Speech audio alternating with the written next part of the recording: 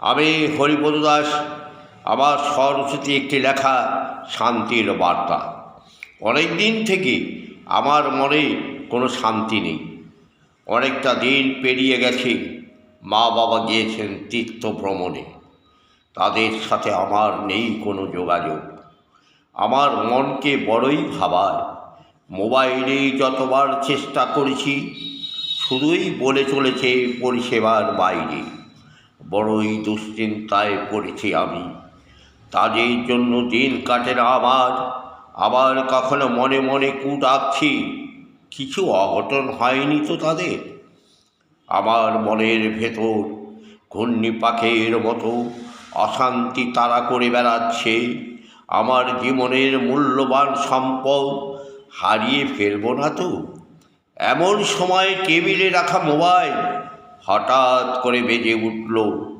Mobile receive করার সাথে সাথে বাবার কণ্ঠস্বরে ভেসে এলো কানে। মনে সমস্ত চিন্তা ভাবনা দূরে ফেলে দিয়ে ফিরে পেলাম আমি শান্তির বার্তা। নমস্কার।